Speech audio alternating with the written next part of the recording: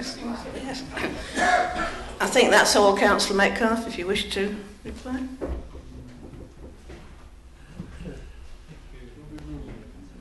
Thank you, Mr. Mayor. I too would join you in sending the very best of wishes to Councillor Grice. I wasn't aware that he'd been admitted to hospital, and I would send the wishes of the whole of Council, frankly, for his speedy recovery. Councillor Jones, it's curious that you should mention the use of reserves. There's been really very little for you to go on tonight, hasn't there? Let's be honest about this, as far as this budget is concerned. Alighting on the use of reserves, I'm afraid, will only evoke the response from me, not wishing to be unfriendly in the light of the outbreak of colleagueship exhibited by Councillor Gratrick there, to say get real, because you obviously haven't done your homework and had a look at what reserves and balances you resorted to in the 4 years you were in control of this council. I won't recite all of the figures to you, but suffice to say that the get real part of my response to your comment about the reserves is precisely this, that if you're in a deficit budget position, because the government have taken £2.5 million off you, unless you're prepared to cut your services to ribbons, to give yourself time to get to a sustainable budget position where income and expenditure converge, there is no alternative, frankly. Now, I haven't heard from you tonight what services you'd be prepared to cut instead of resorting to the use of reserves. The Council's reserve and balances position is actually very healthy and has been very healthy, partly because of the prudence of previous administrations, including our own and indeed yours, to make sure that there is sufficient buoyancy there to get us through the hard times. So it's just silly and naive of you to say somehow or other this is an unsound or unsustainable budget because of the use of reserves. That is not true. You mentioned the question of safeguards in the mortgage indemnity scheme. Absolutely right. It was my first question when this proposal first saw the light of day. Of course, we've got to make sure that there are proper safeguards for the council taxpayers' money. We've evaluated this scheme very, very carefully. We're not the first local authority to undertake it. There are other local authorities who are already trying it. If we can help, as I believe we may be able to do, 100 young couples desperate to get up their first foot on the housing ladder, then we jolly well ought to. And I think that the amount of risk that the council is exposed to is absolutely minimal. We will get an interest return on our investment in those financial institutions that we're encouraging to lend to mortgage applicants, and I think it will prove to be a very successful scheme. You are not right to say that there have been any broken promises in the utilisation of the capital receipt for the Sir Brian Barrack's sale. 50% was the commitment, and indeed 50% is what we have delivered. So it's quite false to say that in some way we have let anybody down by the reallocation of those resources for other very useful purposes. You seem to have misunderstood the £110,000 in terms of the involvement of local communities. What that refers to is this council's determination to make sure that the good work of our neighbourhood teams continues. You talk the talk, but quite frankly, you did not walk the walk as far as neighbourhood management was concerned. In fact, whilst the leader of your group stood in this very spot and tried to say how utterly committed the Tory group were to all things to do with neighbourhood management, you were cutting the neighbourhood management budget by £267,000, which you redirected to a deficit on the concessionary fares scheme. That's what you did, but you carried on talking as though you were fully in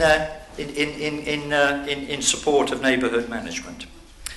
The council tax freeze, don't forget where it comes from, Councillor Metcalfe, you said. don't forget where it comes from.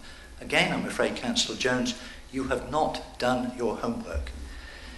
The amount that it's costing this government to offer the opportunity of a freeze for the second year running to councils in their council tax levy is costing exactly, almost exactly, the amount that this government have taken away from local government in government support through the formula grant system. So let's be quite clear, they've taken it with one hand and given it back with the other. So there's no government generosity involved with this council tax freeze, and in fact, of course, it's a complete con, because next year, as we've warned, what we will be faced with, of course, when it comes, the current monies for the freeze comes to an end, is a gap in our funding, and we will have to address that this time next year. So it's a bit of a con. But on balance, as I said at the beginning, we thought that it was the right thing to do because of the pressures on family budgets. The HRA, you would do so much more, you said to me, so much more about housing. I have searched I have, through every medium-term financial strategy that you produced, every strategic plan you produced in the course of the 4 years you were allegedly in control of this council. I can find no commitments there whatsoever to do anything about housing. Again, you talked the talk for the whole of that period of time, but you did absolutely nothing.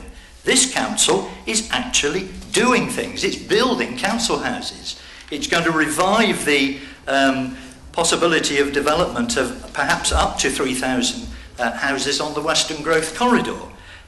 We're going to start getting empty homes back into use by employing more staff to bring empty homes back into use and to bring homes in disrepair back into use. We are taking concrete, practical steps to improve the lot of people desperately in need of housing. So I don't need a lecture from you about how little we're doing on housing. It's certainly a very big priority for us.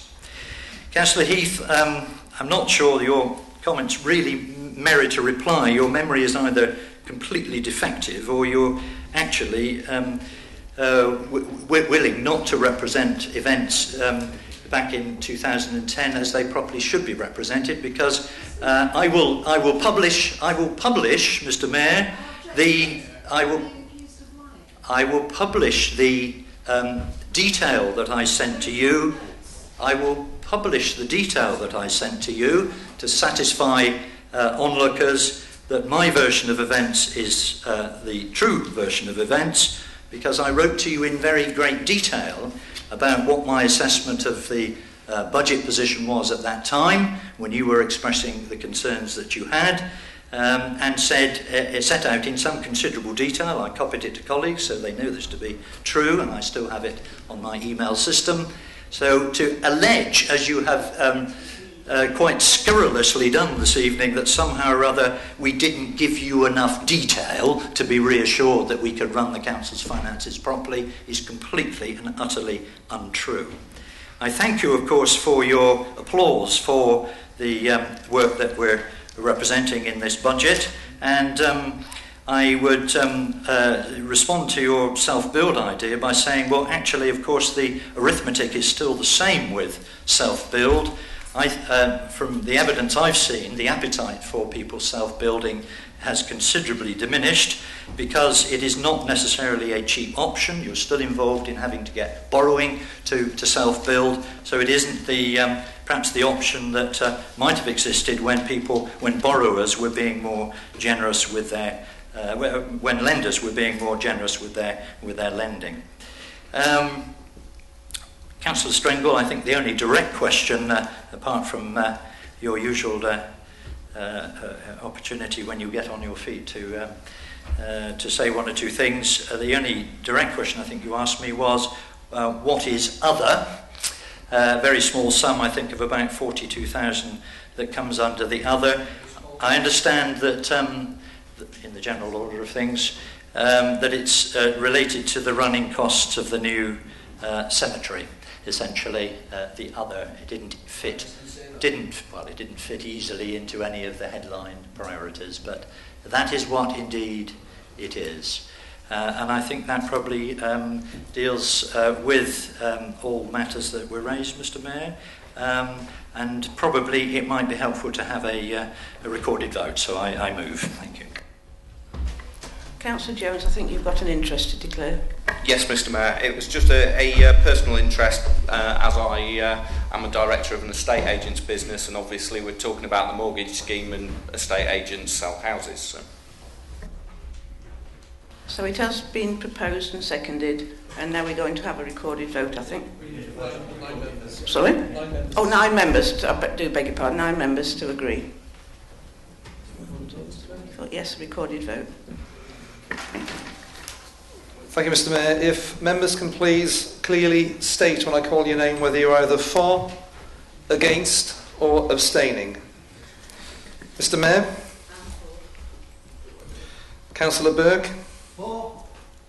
Councillor Bushell? For. Councillor Charlesworth? For. Councillor Clark? Against. Councillor Coupland? For. Councillor Denman? Against. Councillor Ellis? For. Councillor David Gratrick? Against. Councillor Sandra Gratrick? Councillor Heath? For. Councillor Hewson? For. Councillor Hills? Against. Councillor Jackson? For.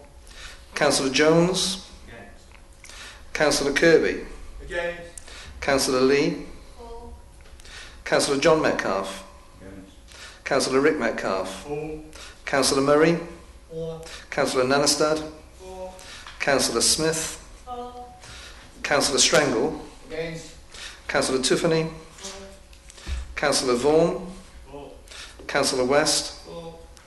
And Councillor Woolley. That's carried, Mr. Mayor.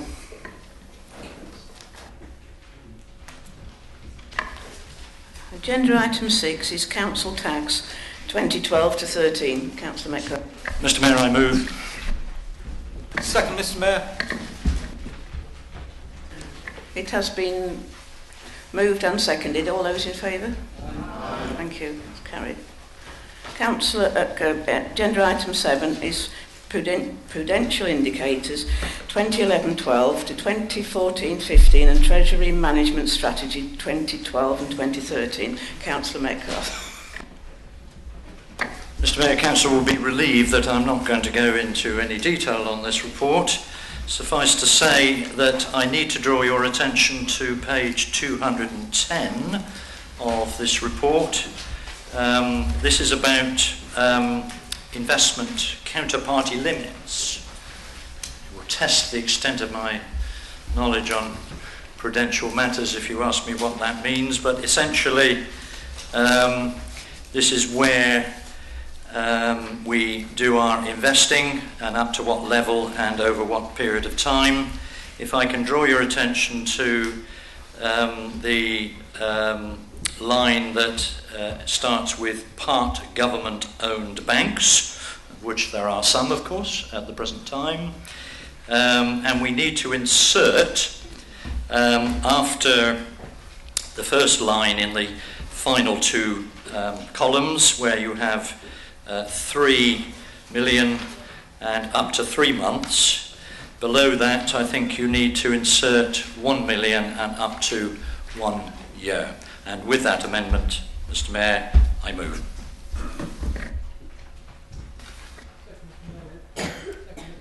Amendment. It is moved and seconded. All those in favour? Aye. Thank you. Item 8 is the Strategic Plan 2012 to 17 and associated delivery plan for 2012-2014. Councillor Metcalfe. Mr. Mayor, as I've taken up a fair bit of Council's time already referring to what was coming in terms of the strategic plan, this is the annual plan. It's the 5-year plan which we revise on an annual basis. The delivery plan sets out how we propose to deliver what is set out in the strategic plan, I'm sure some members may wish to comment on this, but at this stage I simply move the adoption of the plan and the delivery plan. Thank you, Mr. Mayor. Second, Mr. Mayor. Thank you, Mr. Mayor. Mr. Mayor, 5 minutes will enable me only to mention but a few highlights of the strategic plan as far as my portfolio responsibilities are concerned. The plan itself is a comprehensive statement of the Council's vision and core values. It builds on what this administration has done so far in the few months we've been in power to fulfil our 5 key priority areas. It exemplifies our fundamental commitment to develop the local economy, to encourage the type of growth and regeneration that leads to local employment opportunities. Finally, it provides the foundation to the whole of the work I'm involved with in tackling poverty and disadvantage, promoting equality and diversity, and encouraging community cohesion in the city. As Councillor Metcalfe has pointed out earlier, we can't fail to be aware, Mr. Mayor, of the consequences of the deteriorating national and international economic situation. Specifically for us here in Lincoln, we've had a reduction of 25% or more in government funding, and that's going to come over the next few years. And with that comes a corresponding increasing demand for many of the services such as benefits and housing advice, which affect the most vulnerable. The general economic situation contributes to and sustains the chronic problems we face in the city. High levels of unemployment, the loss of employment opportunities, particularly relatively highly skilled, high-paid employment, and an economic shift to the relatively lower skilled, lower paid work in service industries. Lower than average levels of education attainment and training, significant inequality in the distribution of income and wealth, profound differences in health across the city, a short supply of affordable housing, the presence of an antisocial behaviour, and an inadequate transport infrastructure. That's quite a lot for a small, relatively small district council to have to deal with. However, dealing with all this in mind, our 5 priorities have underpinned the continuing and extensive planning in theme groups. These involve senior officers and executive members pulling together the work of disparate council services to devise a set of collaborative cross-departmental short and longer-term strategies designed to create a sustainable and resilient economy, as well as improving the health and well-being of Lincoln people, maximising skills and educational attainment, and improving community cohesion. The literature is available for all to read of the work that we've done. Just to expand briefly on what Councillor Metcalfe said, to tackle poverty and disadvantage in the short term, we've introduced schemes to maximise income, especially for the pensioned elderly. The Council has a direct role to play in ensuring Lincoln residents receive the income they're entitled to, and to help them tackle the blight of low income and all the associated adverse impacts on health and education that poverty leads to. And many low-income people in work qualify for some help in their council tax bills. Let's make it clear, Mr. Mayor, that those out of work are not workless because of the generosity of council tax benefits or any other of our subsistence level benefits. They are out of work because there are not the jobs available for them in a recession-hit economy. Hence the primacy of our work to create a resilient and sustainable economy in Lincoln. And if you read this document carefully, our strategic plan, that underpins all that we're doing. I'm sorry, Mr. Mayor, it's come to light that I believe we've got prejudicial interest on this matter as it discusses empty homes, and as a result of that, we're in the potential of debating this as a strategy.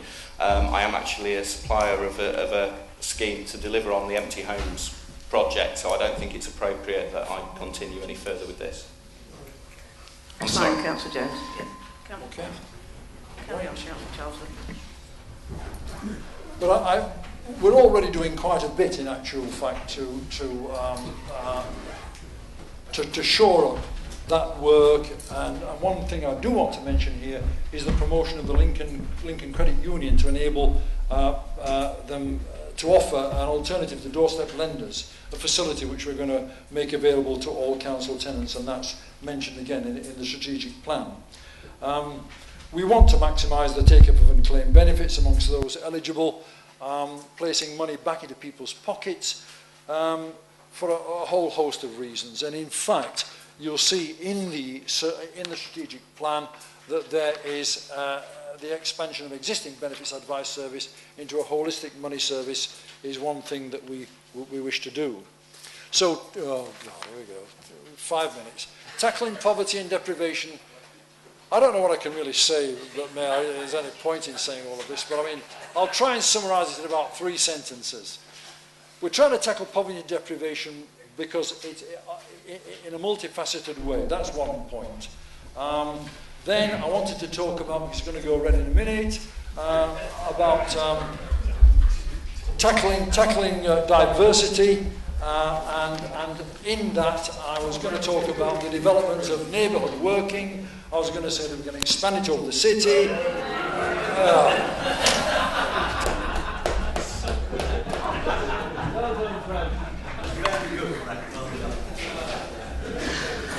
Thank you, Councillor Charles. You'll have to speak quicker next time.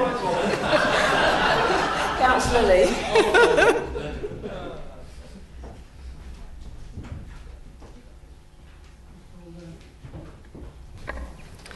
Mr Mayor, I'm proud to stand here tonight as a Labour councillor to speak to the strategic plan presented by our Labour group. The plan represents the exact opposite of the damaging cuts being made by the coalition government. It is a budget that will help Lincoln's economy and its people. I want to speak to certain measures within the plan that address the concerns most raised with me as a city councillor of almost 9 years: decent housing, the local economy and healthcare. On housing, I am pleased to see that we will be allocating significant funding to help first-time buyers get onto the property ladder. This is in addition to the clear commitment to social housing Labour has made with the provision of 5 new council houses in Wellington Street. That's Carhome Ward, by the way. A basic right for people must be to have a decent, safe roof over their heads. On the local economy, I am proud that we are taking action to provide education, training and jobs. Lincoln has the highest unemployment rate in the county and relies heavily on the public sector for jobs and services. The government's austerity and cuts have and will have a significant effect on the livelihood of people here and the services that residents rely on. This plan will allocate 150k worth of funding into helping small businesses and social enterprises start-ups and devote funding to promote tourism in Lincoln. The 10k investment to promote tourism is exactly the sort of measure that will more than pay for itself in the long term. And when jobs are created, people must have the skills to fill them. My committee recently completed an in-depth study of the problems faced by those who are not in education, employment or training in Lincoln. Young people in areas such as Birchwood, Glebe and Park will benefit from the extra 75k per year to create more apprenticeship places, both at the City Council itself and in partner organisations. I shall also be involved in scrutinising success when it comes to careers advice in a post-connections world where young people have had a key service ripped away from them by funding cuts. Our package of measures will boost the local economy, create jobs and skill people so they can take work when it is available. As a nurse, I am both appalled and worried for the future of this country's NHS under the current plans for healthcare reform, and I am encouraged to see a number of health initiatives which will attempt to mitigate locally some of the damage being done nationally by Cameron, Clegg and co. For example, given the higher than average prevalence of coronary heart disease in Lincoln, it is encouraging that the council will sign up to the British Heart Foundation's Heart City status, literally putting its money where its heart is.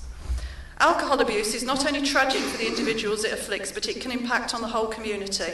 That is why, as chair of the City Council's Community Leadership Scrutiny Committee, I helped push forward the process which produced a designated public place order. The DPPO will enable police officers to confiscate alcohol from street drinkers who cause problems for those going about their ordinary everyday business. The DPPO will help tackle alcohol-related antisocial behaviour, but it will also help to identify the people who need help. I am therefore absolutely delighted to see the announcement of 125k of funding to help support those who are homeless or who have alcohol or mental health problems. This funding will help individuals, residents and our communities to be healthier and safer. As a Carhome councillor, I am extremely proud to be able to tell local residents that a Labour council will be spending 100k on the grandstand. The announcement of this funding coming in the Labour Council's first year of administration. Carhome's Labour councillors have fought long and hard to ensure that common land is not seen as a development opportunity and is protected and free access is maintained for everyone. I'm aware that some have referred to Carhome's Labour's councillors as the common people, and that suits me fine. I'm an ordinary working class Lincolnite who will always fight to maintain the rights of all people in Lincoln against attacks by the privileged few. Finally, Mr Mayor, the Index of Multiple Deprivation shows that areas of Birchwood, Moreland and St Giles are among the top 1% most income-deprived areas in England, and 20% of the city's lowest earners receive less than £10,300 per annum. It is good to see over 50k allocated towards extending the benefits take-up scheme to focus on low-income families. I hope that the combination of this funding and other policies in this budget will help make sure that no child in Lincoln grows up in poverty. As a member of the Labour administration, I am very proud of this plan to boost health, wealth and opportunity for all Lincoln residents. The plan is an imaginative and exciting strategy which clearly demonstrates the vision that only a Labour council is capable of. Thank you. Thank you, Councillor Lee. That just shows that a lady can get her speech done in 5 minutes. Councillor Hills.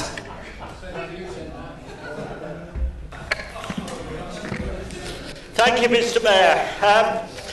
I must admit, reading through this strategic document, there is a lot of good here. But as has already been said, the devil will be in the detail. And I wonder with some of it whether this is re-reporting of something that's already happened. And I would like to pick up a couple of bits of detail. Page 279, it's been mentioned, the Village Heart Foundation Heart City status.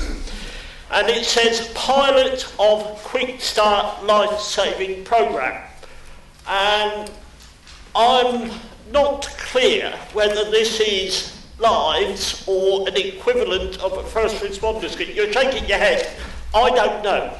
I don't know what it is. I would welcome some detail on this outside of the meeting will be actually fine. The other things I would pick up on,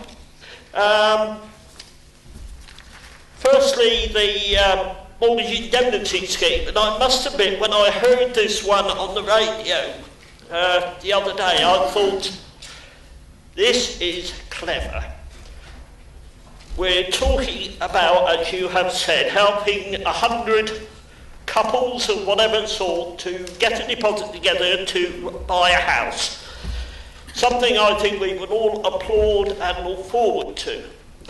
But it's what I'm not sure about is exactly how this is going to work. Are we depositing £2 million somewhere to act as a guarantee fund which will then be lent to other people, or are we actually guaranteeing £2 million worth of investment with cash that is sat somewhere else?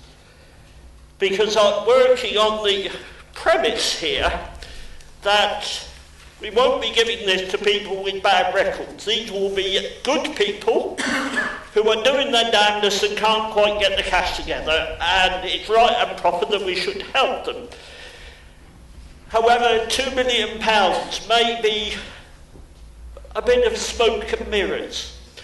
Will it only be needed if people can't meet their commitments, and then when they try to sell it, negative equity, etc. comes in, so the amount of money we actually have to pay out will be rather small.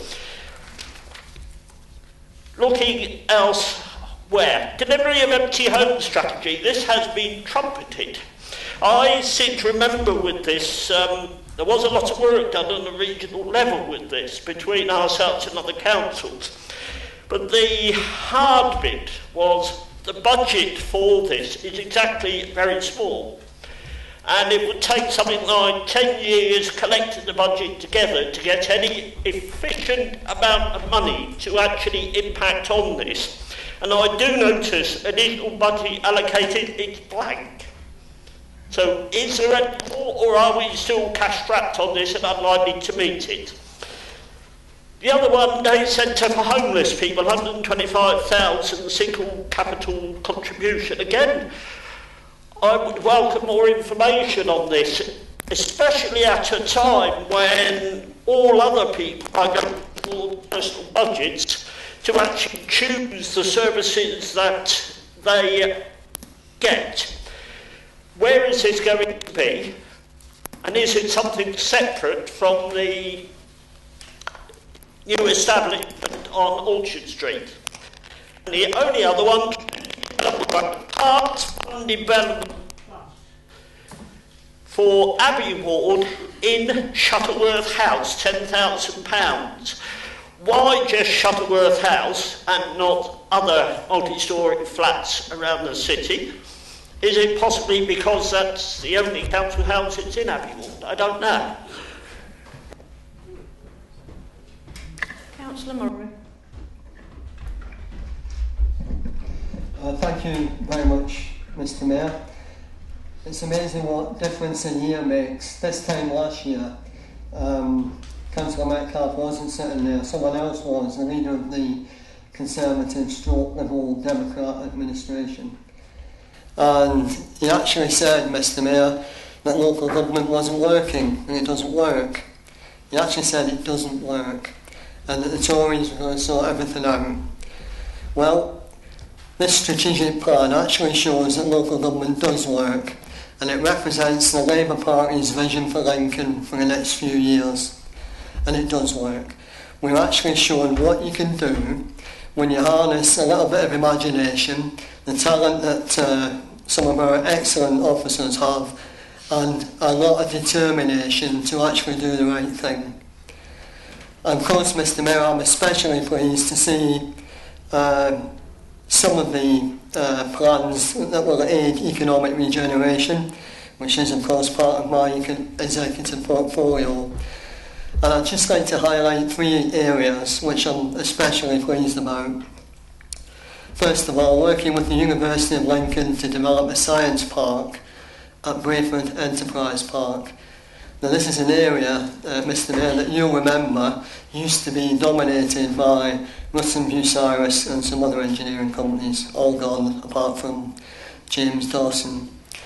And I'm very encouraged, Mr. Mayor, that several acres of semi-derelict land will in the near future be developed and will see scientific industries in place of dereliction, and we will work very hard with the university to make that happen. Secondly, Mr. Mayor, the fact that we're supporting the Visit Lincoln partnership. One of the worst things that the Tory and Liberal administration did was depart from supporting the tourism industry in Lincoln. And this is a modest start in the City Council re-engaging with the tourism sector, which is really important for Lincoln City. And I'm pleased to report, Mr. Mayor, that we are working really well with that partnership, which is dominated by private sector businesses, and it's going really well. And finally, Mr. Mayor, I'd like to highlight one area and develop the apprenticeship scheme within the council and with partners. If you look at youth unemployment in Lincoln, it's shockingly high. So I'm pleased to see that at least Lincoln City Council are doing a little bit to help young people and Mr. Mayor to get paid for it.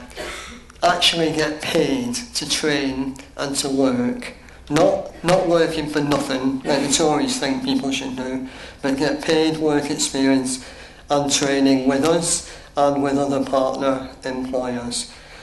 And we're doing this, Mr. Mayor, we're doing all this because it's the right thing to do, and we can do it because thankfully the Tories were voted out of office last year. And it shows, Mr. Mayor, in conclusion, that local government does work. Councillor Stringle. Thank you, Mr. Mayor. Well, I certainly support a lot of the initiatives in this. Obviously, crime and antisocial behaviour, I'm pleased that you're taking over from us in that sense and driving it forward to make sure that people have a decent quality of life and where they live. Certainly the health issues are a little bit beyond me, so I won't comment on them. The lack of education and training is a concern. I'm pleased that you're doing something about this. Councillor Murray mentions the council. We're all part of the council. It's not just his side. We're all in favour of a lot of the things in here. But I would like to just ask one thing about the Councillor Metcalfe in his previous speech went on about housing. Now, I spoke when I was portfolio holder for housing with the Director of Housing on many, many occasions. What can we do to increase housing, affordable housing in Lincoln? And the answer was not an awful lot at that time. And it's due to the Housing Minister, Grant Shapps, brought in all these new initiatives to be able to actually allow you to move forward in that way. So, you know, I would have loved to have been in the position that you are and your portfolio holder for housing is at the moment. We couldn't do anything. We did have good plans. We had plans for sorting out areas where people are still living in prefabs. I mean, I don't know what you did over 26 years, actually, to change that, but you didn't do an awful lot. Anyway, I'm not going to go on because Councillor Hills actually said quite a lot about what I want, but he brought up an important point, Mr. Mayor, and I will, because he talked about the day centre for homeless people. I'm sort of semi-linked to that, so I'll declare a personal interest in being Vice Chairman of the Nomad Trust. However, this 125,000 that you're talking about has gone to the Pathways project, and that is run by Framework. We have not received one single penny in the Nomad Trust of that 125,000. It has purely gone to Framework, which is a housing association. And don't shake your head, Councillor Metcalfe, because I know what has happened here, and we have not been funded any of this money. We had an away day last week, and we discussed it in depth, and we found out that all that money is going to Framework. The Nomad Trust will continue to run from Monks Road. We are limited in how many people we can take off the street, whereas the new Pathways Centre is full up because they're taking them on a longer stay, and therefore we're still looking after people we're taking them off the street late at night, early morning. We have an excellent outreach worker doing that. It's a thankless task, but he does an excellent job. But I just want to clarify that because I've been in discussion with the leader of the council and Councillor Bibby, Director of Housing, Mr. Bibby. Sorry, I demoted him there, didn't I? Mr. Bibby, and we are talking about possible help for the Nomad Trust, and I thank him for trying to move that forward. But I just want to clarify that that money has gone to Framework and not to us. Thank you, Mr. Mayor. Councillor John Metcalfe.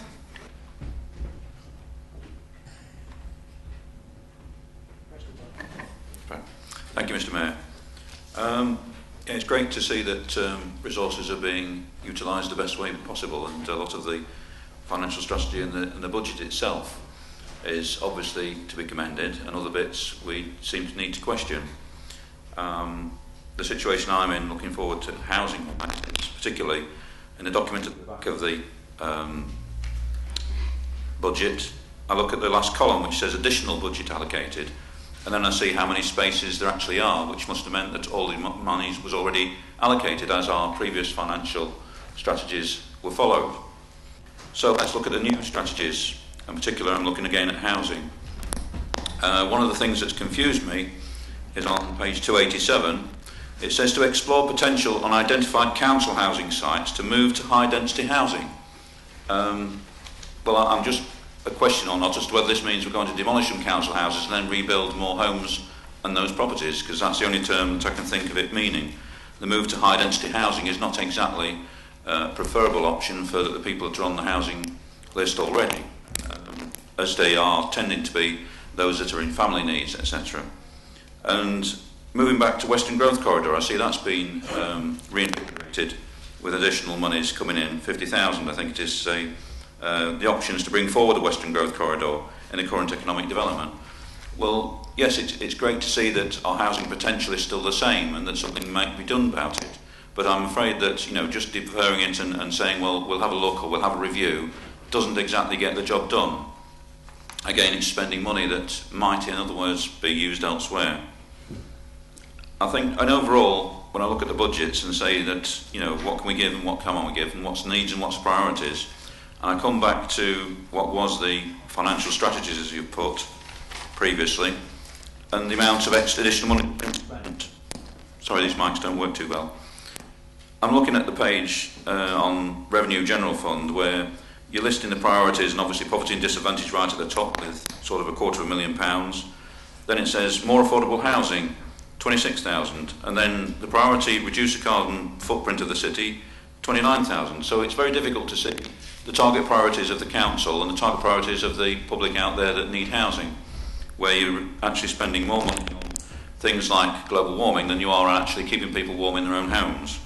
So it's a bit difficult to see how you're changing your priorities and meeting those needs and just moving the budgets around, particularly when you have had additional money come into the accounts from what the new homes builds, which again isn't really mentioned or picked up in the budget about extra money available to spend that's come from the government, the current Conservative coalition government. And to finish off, basically, I think it is a need to balance the budget, to balance the books, and I'm very happy that Labour aren't trying to do so. But I do disagree in the way it's been presented to say that they're trumpeting all these new things when, particularly building 5 new homes when they've just sold off a couple of old council properties, leaving a net figure of only 3, and spending the additional money into making them, how shall I put it, all singing, all dancing type accommodation, and the rest of the housing stock, with nearly 8,000, is just being reviewed and renewed by our own Decent Homes project. I feel it's a little bit condescending. Councillor Heath. Thank you, Mr. Mayor. I just wanted to address something that Councillor Murray said, which he repeated twice, which was to refer to last year's administration as a Tory Liberal Democrat administration. I'd just like to make it clear that it wasn't. It was a Conservative administration. The year that this council was hung, I had a very difficult decision to make, but I took that decision the best way I knew how, and I've stood by that decision. But I did not have a seat on the executive, nor did I always vote with the Conservatives. I did what I've always done, which is when a motion is before this council, to consider it, and if I think it's a good one, I vote with it, and if I don't, I vote against it. And that's the same as I'm doing tonight. But it was not a coalition. It was a Conservative administration. I'd just like to make that clear. Councillor Jackson. Thank you, Mr. Mayor. Well, I welcome this report and with open arms. I've been on this council for well over 30 years, and I've never been on one where it said we've got money. This council was cut to the bone 20 years ago. We're now sucking at the marrow. It's terrible. And crocodile tears from the opposition about what's happening with business goes behind me a bit, because if you think about this, what have they done to help business? They've put VAT 2.5%. They've cut subsidies to the buses at night so that the night economy has gone down the pan. Pubs are closing because of no customers, because of no buses. And I look at that and the alternative, pensions boom and bust. Well, we just got bust with your lot, no boom at all. And we won't get any boom. It'll get worse and worse. And we've got April to come when some of the poorest section of this community are going to have the benefits cut by 17%. So this is just a welcome ray of sunshine on the horizon. Thank you, Mr. Mayor. Councillor Hewson.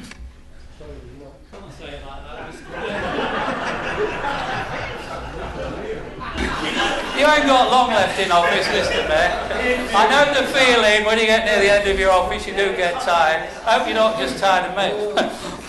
No, just to echo some of the thoughts of Councillor Jackson, because obviously we're talking about a strategic plan that's in front of us this evening. But it's, to me, what's worrying to me is what's on the horizon. because I see a double whammy coming up from the Tory stroke Liberal administration that's in place in government at the moment in time. In 2013, there's going to be a cutback on the council tax to local council of 10%. So the councils can have 10% money to give to council taxpayers who's actually claiming council tax relief at this moment in time. They can't affect the OAPs, good news. So that's going to hit other people who are working age harder. So come 2013, we've got the first whammy from the Tory government on the horizon. They're also going to change the way housing benefit is paid. It's going to be paid directly to the people themselves.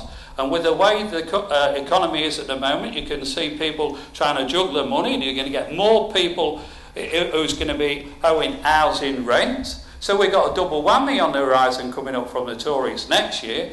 And I just to concur with what Councillor Jackson said, I've just found out recently from the local bus operator in the city that the bus operators are also having a 20% cutback on their fuel duty. That's a cutback of £400,000 on money given to local bus operators to run the services. So I can see quite a few services being cut back shortly. It won't surprise me at all, because I already know that one service that me and the fellow Bootham and Morland councillors tried to bring in, the service 46 that was redirected, it's been taken off in April, and I'm sure that won't be the only one. So don't just think about tonight. As what I can see, I agree with Councillor Grattrick, we're all councillors, we're all trying to do the best for the city, and he says work together. I haven't seen any alternative budget from the other side. I passed the local MP in the corridor last Thursday night when you was having your alternative group meeting. With all his so-called expertise, he couldn't help you put an alternative budget together. It doesn't say much to me regarding the Conservative group. So why you couldn't actually support this tonight, because you didn't put no alternative on the table, you praised everything, all you couldn't do was support it.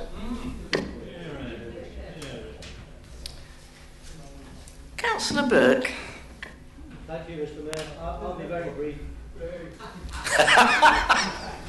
Because I think most of the important things have been said. The only area I want to mention is, you'll note at point 2.3 and 4.1 a statement which bears reading again, that we intend to be a city with a strong sense of history, committed to sustainable growth and social justice. Social justice, I think, is what this administration is all about. From the standpoint of children and young people, the greatest concern I think we all have, and I include the opposition, is what's happening below the waterline. What's happening to families in poverty. There is far more families in poverty than the statistics are showing. We all know that, because we can see the evidence around us. We can see people, as we head more and more towards, as Dave has rightly said, and others, a double-dip recession, which we warned the government would happen if they didn't go for a reasonable economic policy. We're now seeing those effects instead of a recovery. And I think what we're trying to do in this administration strongly is to try as far as we possibly can to protect the most vulnerable in our society. Rick spoke at the opening of the new Nomad, the new place for homeless people. He spoke passionately about the need of this council to support such people, and we have put our money where our mouth is behind that, and we continue to do so. I was a little bit puzzled, and I hope it can be cleared up, this confusion about framework. My understanding is that that is not the case, but I think that can be explored. I think we need to be united behind both framework and the Nomad in the pursuit of successfully housing people. My final point is, and it comes out of something that Councillor Strangler has mentioned, the reason the new centre, the new Pathways, is full, as I'm sure he's fully aware, is because of the increase in poverty in the city, and because there's an increase in youth homelessness occurring in the city. And it's desperately important that we combat that, and I think this administration is fully committed to doing so. And I come back to our original statement: we are committed to social justice. Thank you, Mr. Mayor. I think that's everyone, so Councillor Metcalfe, please. Thank you, Mr. Mayor. I'll confine myself to answering the specific questions, but thank you to all colleagues who've spoken on the strategic plan. I happen to think, and I know I would say this, wouldn't I, that this is probably one of the best strategic plans we've had in front of Council for a very long time. and it needs to be in terms of being proportionate to the scale of challenges that face the council. I'm pleased, Councillor Hill, that you're in basic support of the, at least in principle, of the mortgage indemnity scheme. But you're absolutely right to quiz us on the detail.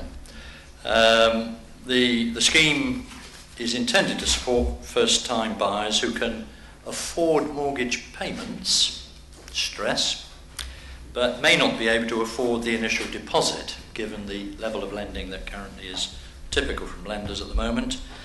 The council will specify the qualifying characteristics for those who should qualify for a mortgage under this scheme. So, for example, maximum amount of the loan, because this is intended for first-time buyers. So we're looking at the more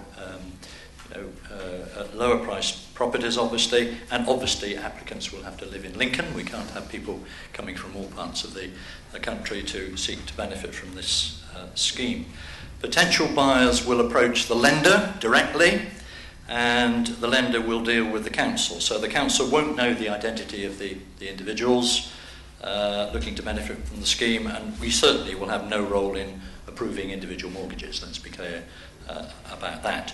The bank or the financial institution will assess the buyer against its own credit criteria, just as they would for any other mortgage in any other circumstances, as well as taking into account the criteria that we set. So if a potential buyer meets that strict credit criteria or applied by the lender, meets the criteria we set to qualify for a mortgage under the scheme, what the council effectively is doing is providing an indemnity for the value of the difference between the typical loan value loan to value ratio. In other words, instead of 75%, hopefully round about 95%. So if you take a £100,000 house, instead of having someone having to find, say, on a 75% lending, 25% or £25,000, let's face it, out of the range of most first-time buyers, unless they have very wealthy parents, that's the difference we think this scheme will make. We're only going to release the £2 million that we've earmarked bit by bit, deliberately to minimise the exposure of the council and to put our feet in the water very carefully with this scheme to make sure that it works and it achieves the objectives that we've set for it. But I think it's a very, very worthwhile scheme, and we've already had a lot of inquiries from young couples who are interested in benefiting from it, and obviously we will be reporting in more detail to council about the scheme. You also mentioned empty homes. Are we serious about doing something about empty homes? There are a significant and unacceptable number of empty homes standing out there in Lincoln as we speak. We have got to be applying more resources because they are no use to anybody empty. And we're determined by putting some significant additional resources into making sure that we bring back at least some of those into use, because we shall not only benefit the people who will then be able to buy or rent them, but we shall also, of course, earn the council a little extra in the new homes bonus scheme, as you probably appreciate.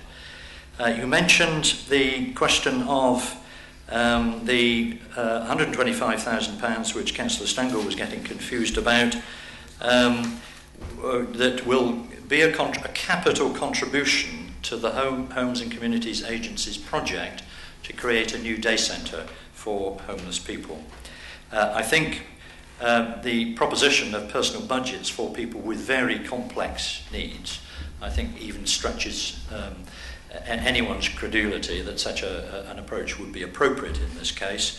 So I don't think there's any contradiction there with the favour that personal budgets are getting at the moment. But let me be clear, Councillor Strangle, this 125k... Point of clarification, Mr Mayor, I have been mentioned by name, therefore I would like to say I never made any reference to personal budgets when I talked about the Pathways Centre and 125, so I would please not refer to me when you're talking about that. Thank you very much.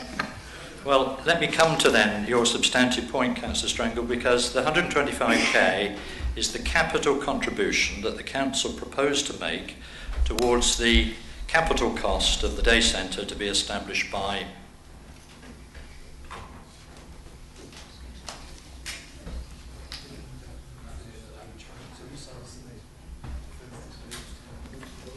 Sure, Councillor McCarthy. Second. Sorry, Councillor Strangle. Hmm? Sorry. We suspend standing order to left.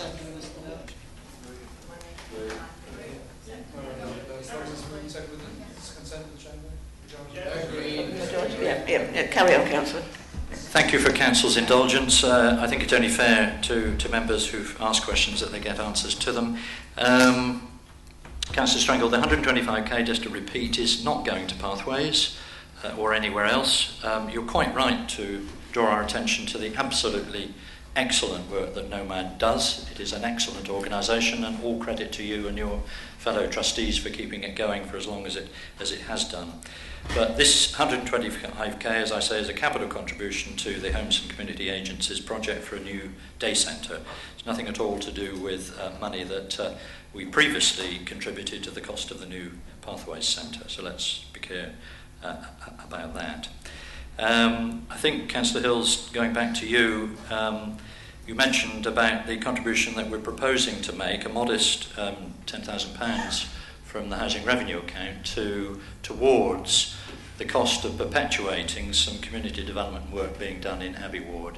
Because it has partly involved Shuttleworth House, there is a justification for a small contribution for the total cost of that to come from the HRA, and that's indeed what we are doing. We can't afford to give any more, but there is some money also coming from the Migration Impact Fund, which will help fund this post, which is meant to be not just about good community relations within Shuttleworth House, which we know has been a problem, but also in other parts of Abbey Ward. So I think that's a perfectly reasonable thing for us to be doing. Councillor John Metcalfe, Western Growth, well, sorry, you talked about what we might be doing about some of our stock. Councillor Strangle earlier on quite erroneously tried to give Grant Shapps, the current Housing Minister, credit for the self-financing regime. He's done this on more than one occasion, I have to say, and we keep reminding him that, of course, the self-financing regime, let me say it again, was proposed and to be introduced by the previous Labour government. It was their idea. Let's be absolutely clear about this. It's no good trying to rewrite history. Yes, the current government have agreed to perpetuate the arrangement, albeit under much less favourable terms to local authorities, let me add. But nevertheless, that is the position. And you're quite right that, of course, you are now looking enviously at the opportunities that potentially opens up for us. But with those opportunities will come some liabilities, because actually it will mean that we will have to run our housing stock, Councillor Metcalfe, on a much more business-like footing, because we have to have a 30-year business plan, as you know.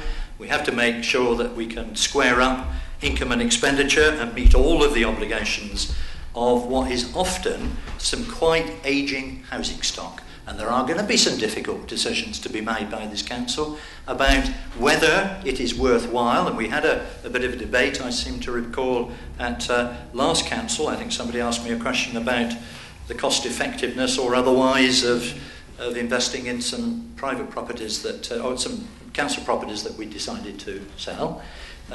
It's the same territory, really, that we're going to have to think long and hard about the wisdom of making investment in some of our most ageing stock, or whether it isn't better to start again. And so it's that sort of issue that council will have to turn its mind to. So you're quite right to point to that.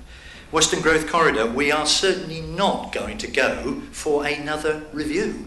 We've rolled our sleeves up on this one, and we're sitting down with developers and other partners, and have had some very serious discussions about how we can deliver at Western Growth Corridor, and that, I can assure you, is what we intend to do.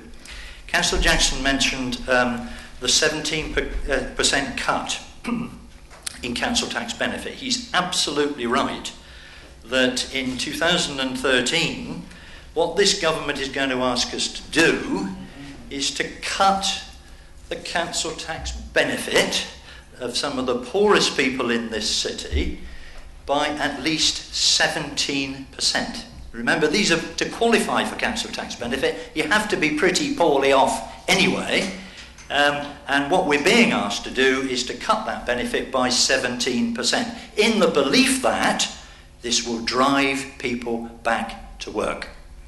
So he's absolutely right to refer to this. It's one of the more unsavoury and unpleasant measures that this current government is doing. But we're not going to be daunted by this, Mr. Mayor. We are going to make sure that we do everything we possibly can with this strategic plan and the delivery plan to deliver it, to try and make things better for the people of Lincoln. They certainly deserve it. I move the adoption of the strategic plan and the delivery plan. Thank you very much. Strategic plan has been moved and seconded. All those in favour? Aye. Against?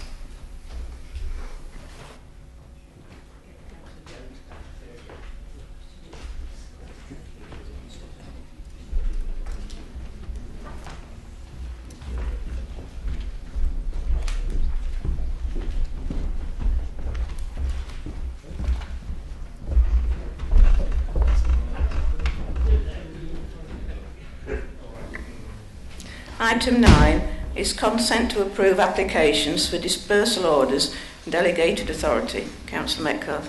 I move, Mr. Mayor. Mr. Mayor.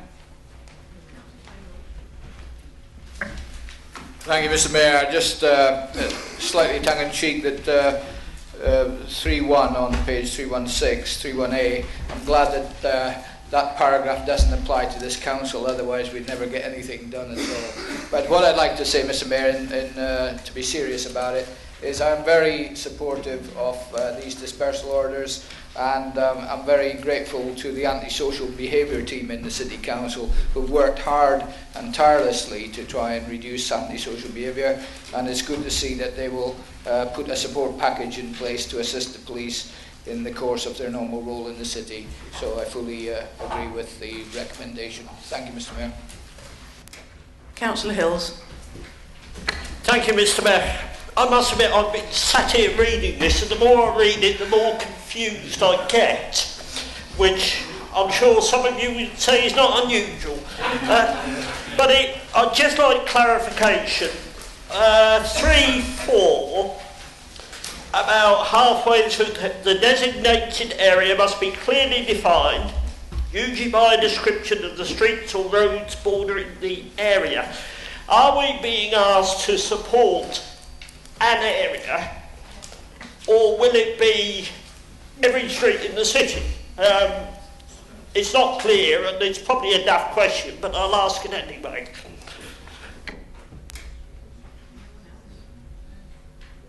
Councillor Metcalfe. Mr. Mayor, we can understand Councillor Hill's uncertainty about this because, of course, we haven't prescribed an area as yet. I think if Council agree that this is a sensible move to make, obviously there's some more detail to be added, as we did with the DPPO, of course, the Designated Public Places Order. We had a clear designated area, and I think for schemes of this nature it's important to be clear about where it applies and where it doesn't.